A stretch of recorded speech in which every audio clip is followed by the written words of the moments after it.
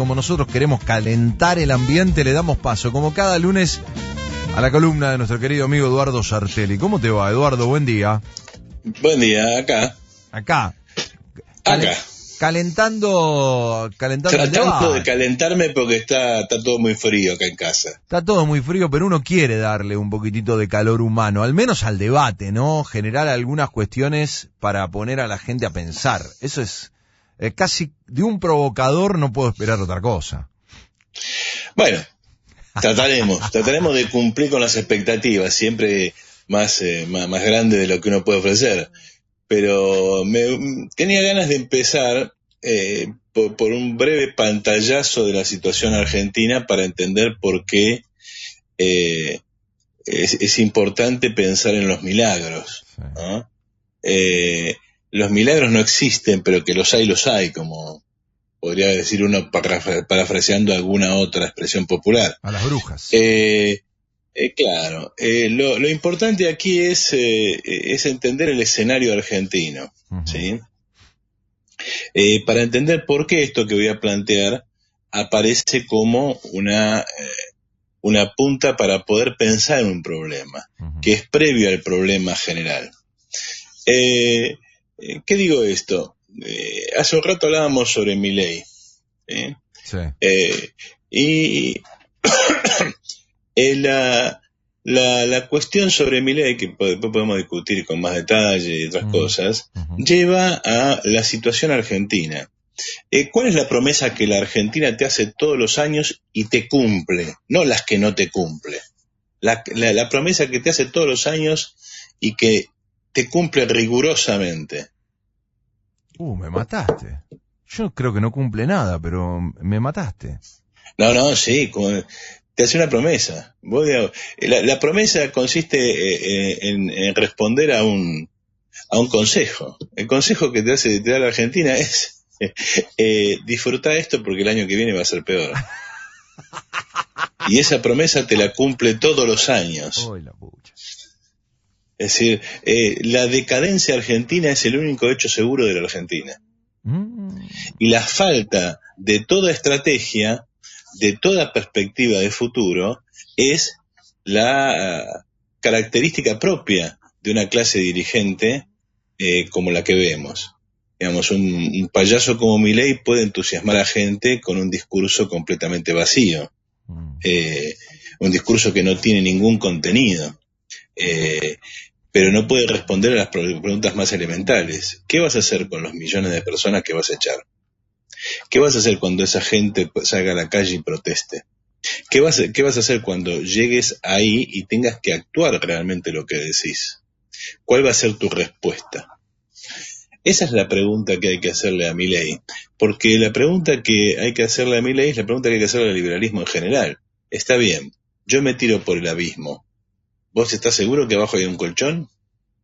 Es decir, ¿vos estás seguro que efectivamente, una vez que le demos rienda suelta al mercado en forma pura, de la noche a la mañana millones de personas van a conseguir trabajo, van a vivir, van a desarrollar su vida normalmente, incluso con condiciones de crecimiento más o menos razonable, no digo acelerado? ¿Estás seguro de eso? Porque ese es el fin del discurso liberal.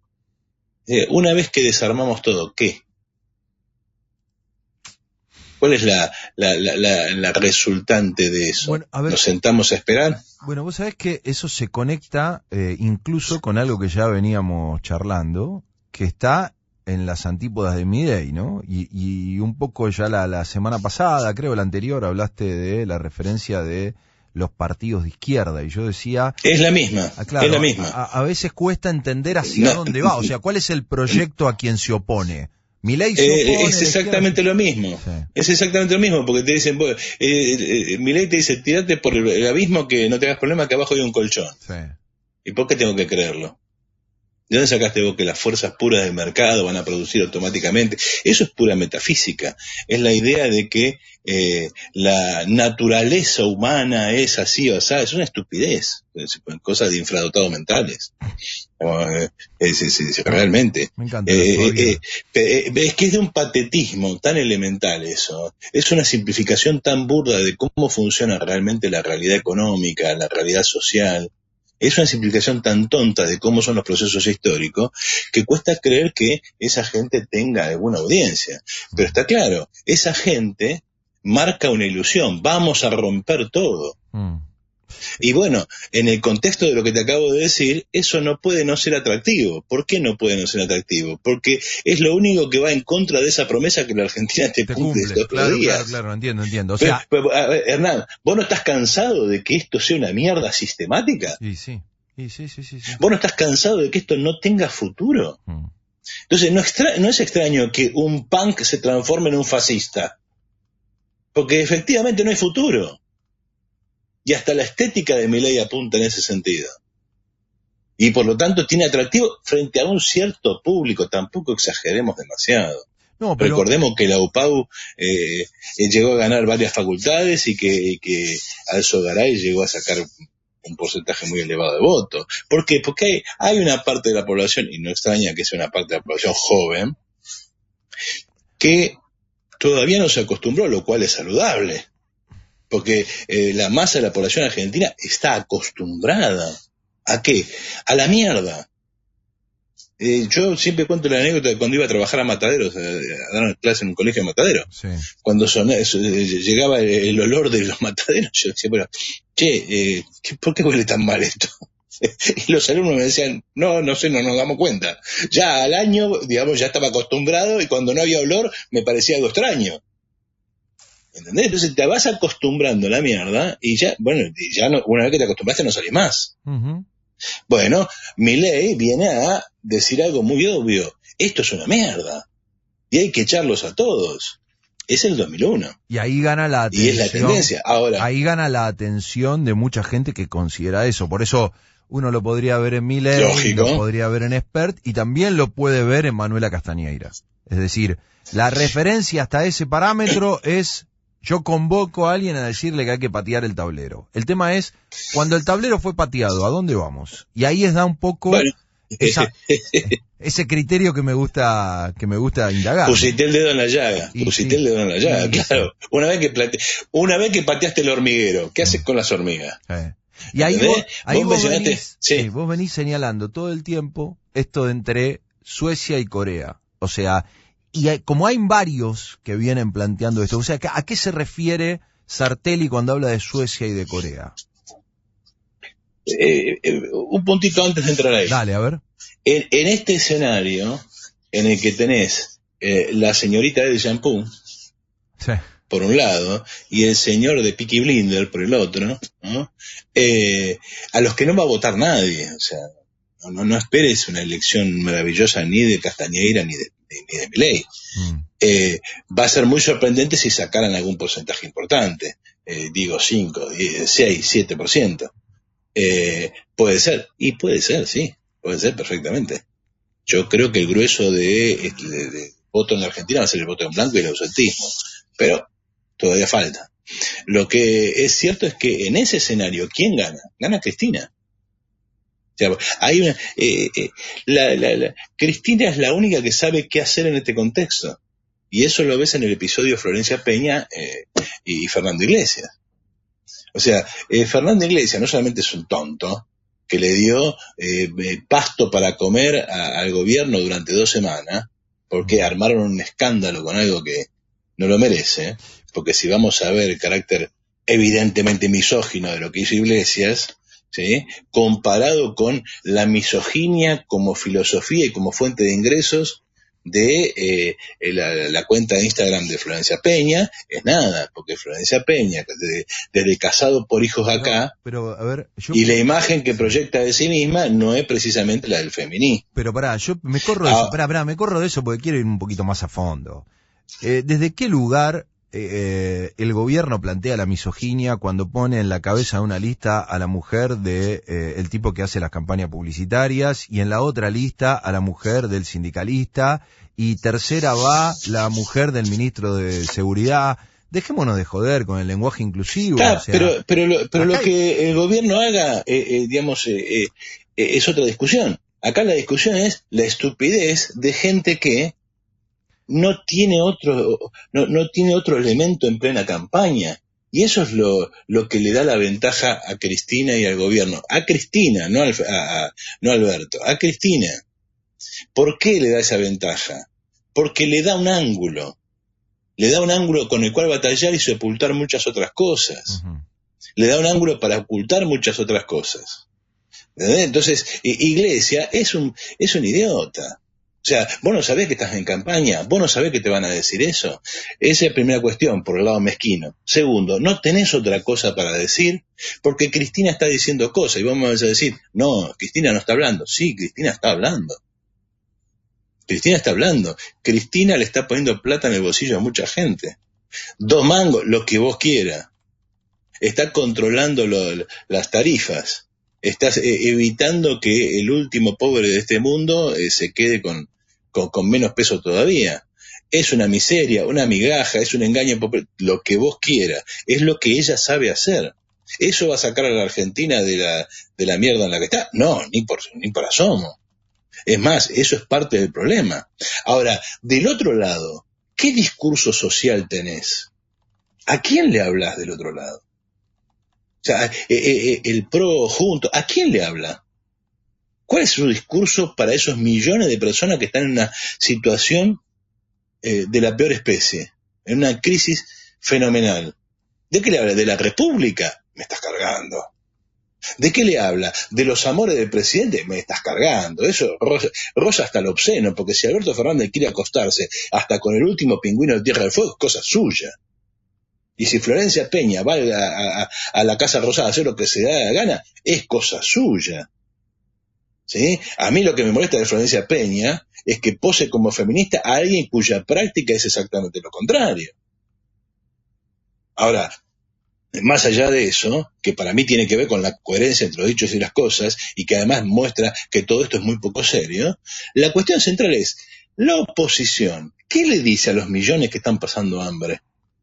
¿Les dice algo? No les dice nada. Y esa es la superioridad de Cristina. Ese es el momento en el que Cristina logra colocar el terreno de discusión. Y entonces, y bueno, en este contexto, no te extrañe que Cristina no pierda por aplastamiento.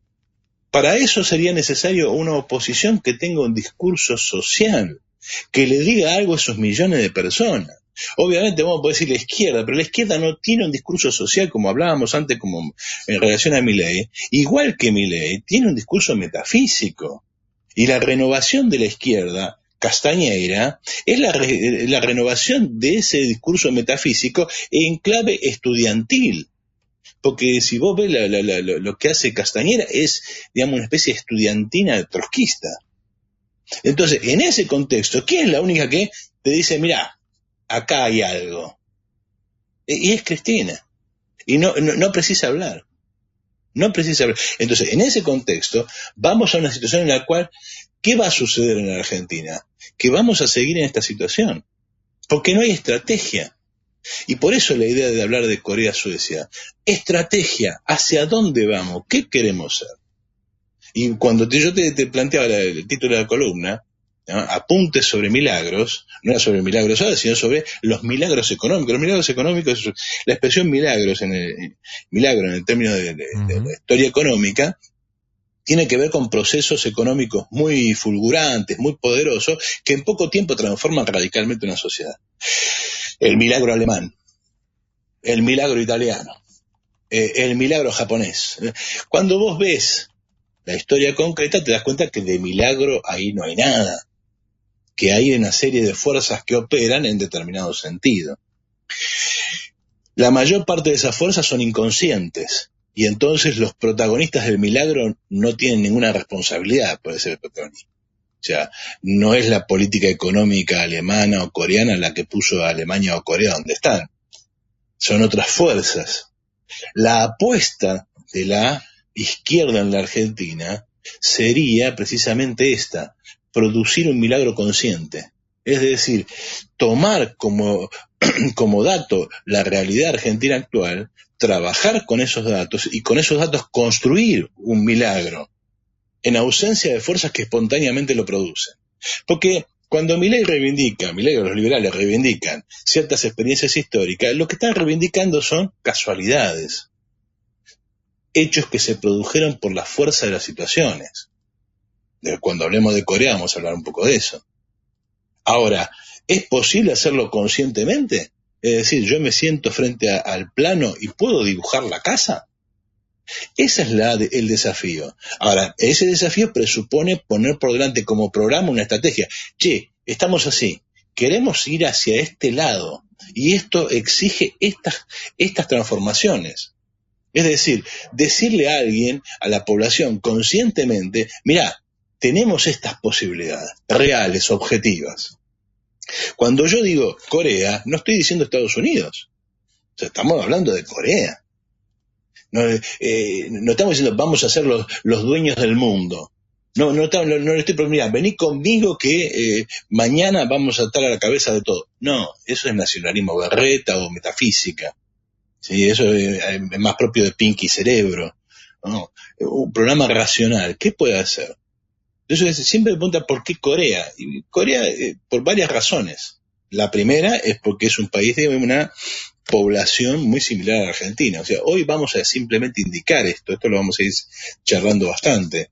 Es un país que tiene muchas cosas para hablar, porque después de Corea vendrá Suecia.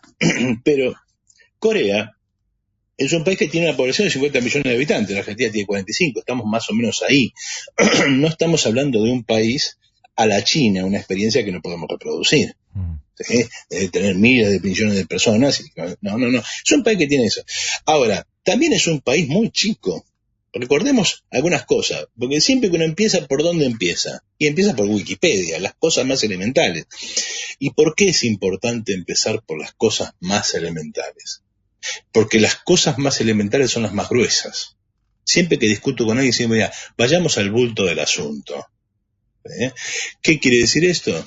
El otro día discutía con un intelectual peruano en una charla que se hizo en Perú sobre el indigenismo en Perú y los campesinos en Perú. Y bueno, yo lo primero que le dije, mira, el 80% de la población peruana vive en las ciudades. No hablemos más de campesinos. O sea, Perú no tiene un problema campesino.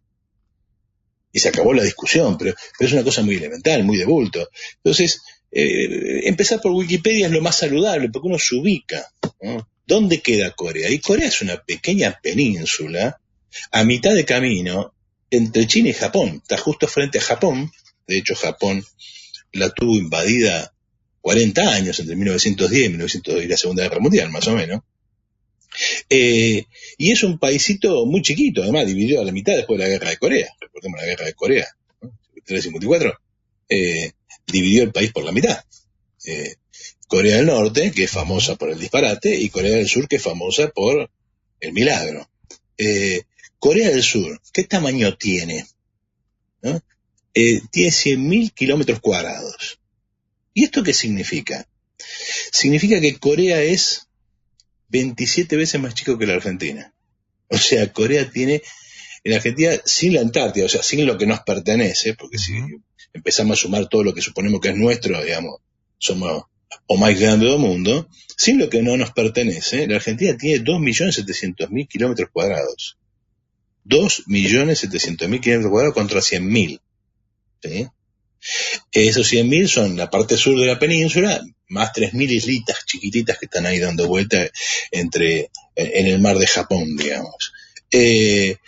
Para que tengamos una idea, ¿a qué equivale Corea? Corea equivale a Chaco. La provincia de Chaco tiene 99.000 kilómetros cuadrados. O sea, Corea entra en Chaco. Para que tengamos una idea, digamos, Santa Fe es más grande que Corea, ¿no? Entre Ríos es apenas un poco más chico, tiene 79.000 kilómetros cuadrados. Estamos hablando de un país de esa dimensión, que ahí tiene 50 millones de habitantes que viven la mitad de ellos en la capital. en Seúl. La mitad del país vive en la capital. Ahora, sigamos con las comparaciones, porque este es el punto al que queremos llegar. O sea, ¿qué quiero yo? Esta economía. Bien, ¿esta economía qué es? Es la 10ª economía del mundo. Corea es la 10ª economía del mundo. Te das cuenta que, insisto, queremos un programa que sea realista, o sea, algo que podamos alcanzar en términos de una generación. No algo que sea místico. Algún día llegaremos ahí, pero no sabes, cuando lleguemos vamos a estar en el primer lugar. No. La 10ª economía del mundo. ¿Qué significa esto? Que sea la 10ª economía del mundo. Significa algo muy sencillo.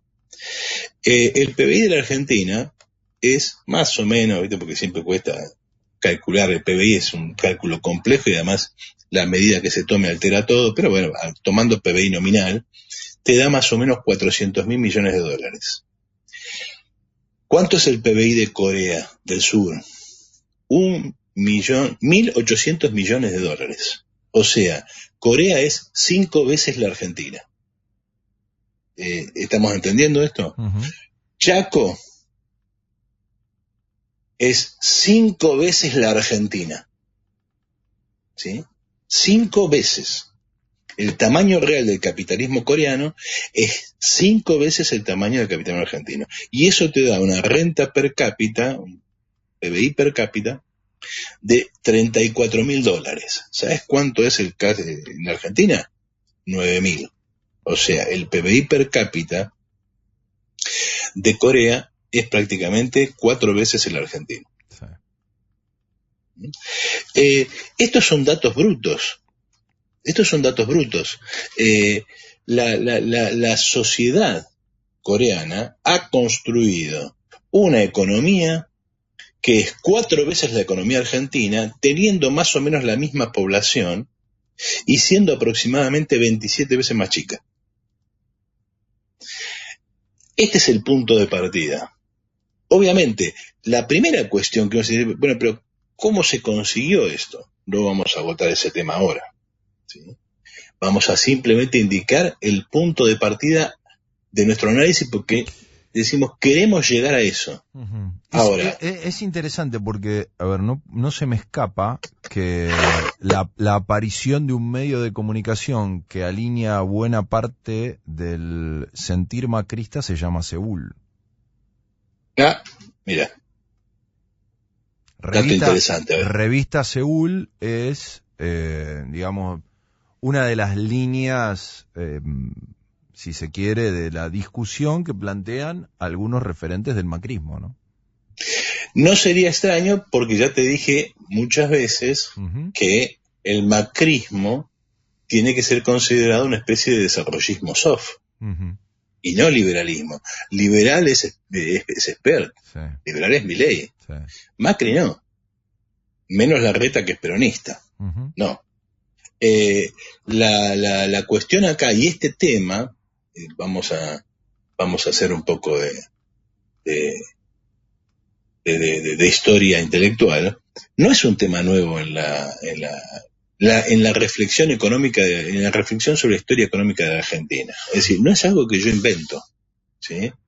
La experiencia coreana, la experiencia de los tigres asiáticos, la experiencia de estos milagros japonés, figura en la reflexión de mucha gente. ¿Qué quiere decir de mucha gente? De gente que ha estado escribiendo esto desde los años 60. Me viene inmediatamente a la cabeza el nombre de Jorge Schwarzer.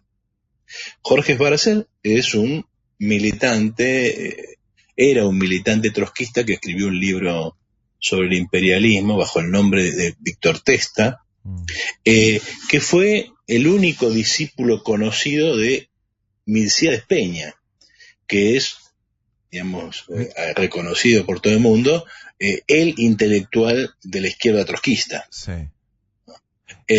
Milcíades Peña era del grupo de Nahuel Moreno. Perdóname, Milcíades Peña padre. Claro. Porque Milcíades Peña hijo, que está muy referenciado con el kirchnerismo, conduce el canal Urbana TV. Sí. O sea, Bueno, ha sido legislador de la ciudad de Buenos Aires y bueno, devenido después en un pilar del kirchnerismo en la Villa 31. Milciades Peña padre se suicidó en la década del 60, ¿no? Y dejó una serie de tomitos sobre la historia argentina que intentaban mostrar una especie de historia trotskista de la Argentina. Digo tomitos porque son textitos muy chicos, muy breves, que en general son lo único que el trotskismo puede mostrar como la historia trotskista de la Argentina, lo cual habla muy mal del trotskismo, no tanto de Milciades Peña, que intentó hacerlo. Es más un programa de investigación que una historia real, con una serie de ideas que, digamos, uno podría discutir o no. Lo importante es que Jorge Sbarzer después va a tener un derrotero que lo acerca al radicalismo.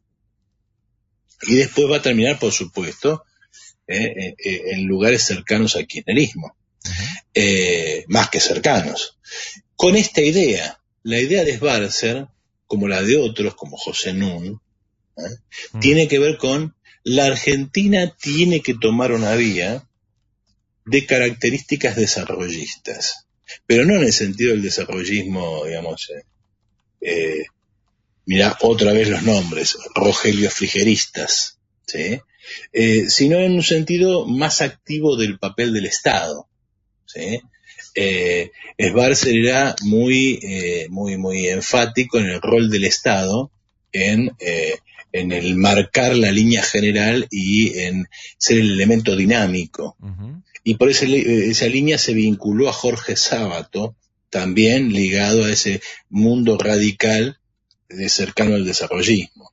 La idea es el Estado, en un concurso de historia argentina, de economía, que era Sbarzer era jurado, yo estaba concursando, él me hizo una pregunta que yo sabía cómo él iba a responder y yo le contesté como yo iba a responder, porque me dijo, ¿quién hace la innovación tecnológica? Y yo le dije, las empresas. Y me dijo, no, es el Estado, porque es el Estado.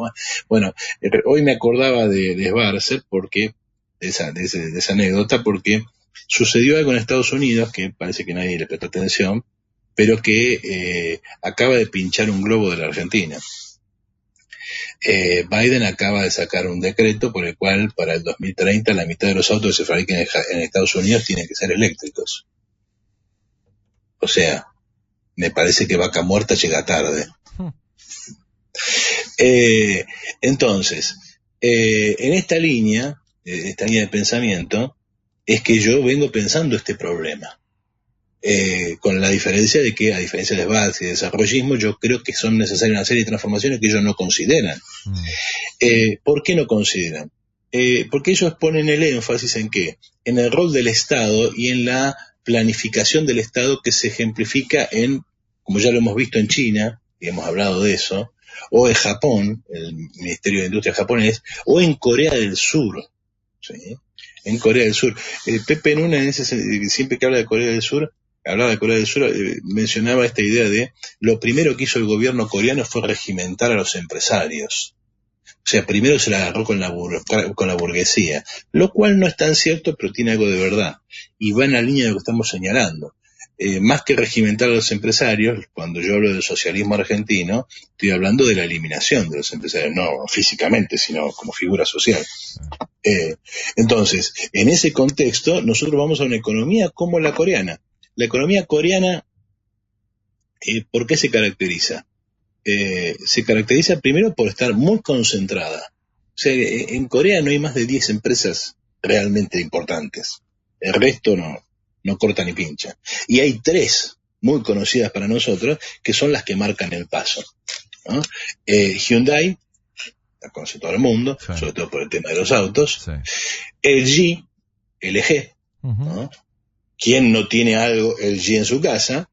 Y es más, en este momento estamos hablando a través de Corea, porque estamos hablando a través de un Samsung, mayor productor de un montón de cosas que tienen que ver con celulares, pantallas, etc., en el mundo. Samsung, LG y Hyundai, las 3 principales de Corea. Claro, eso es todo Corea. Son esas 3 empresas. Lo demás, obviamente, la economía coreana es bastante más compleja que simplemente 3 empresas. Sí, no, pero eso es todo. 3 leones para dar batalla, ¿no? Y dan batalla contra quiénes, y contra Huawei, que está, digamos, medio fundida, da batalla contra quién, y contra Apple, contra las grandes empresas europeas, le da batalla a todos. ¿Y a quién le da? ¿Y quién es el que da batalla? Un paisito que entra en Chaco. ¿Y cuánto tardó Corea en hacer esto? Y pensemos que hasta 1945 Corea era una colonia de mano de obra barata japonesa. Pensemos lo que significó la Primera y la Segunda Guerra Mundial para Corea, un país devastado. Pensemos lo que significó después la Guerra de Corea. O sea, el escenario, casi el punto de partida de la Tercera Guerra Mundial y uno de los puntos centrales del inicio de la Guerra Fría. Corea no arrancó realmente a desarrollarse hasta mediados de los 60, o sea, 1960, 65. ¿Y cuándo Corea ya era Corea? Para los 90. O sea, estamos hablando de que este milagro se produjo en el lapso de una generación. 35 años. Sí. Más o menos. Bien. ¿Esto qué significa? Bueno, que Argentina-Suecia es un programa alcanzable en 2050. Dejémoslo acá, porque me vas a hacer un matete, un quilombo, los oyentes están peleando, ya es una cosa de loco y me parece que esto da para calentar en pleno invierno un poquitito el debate y la semana que viene la seguimos, ¿te parece? Dale. Abrazo enorme, Eduardo. Abrazo, ¿no?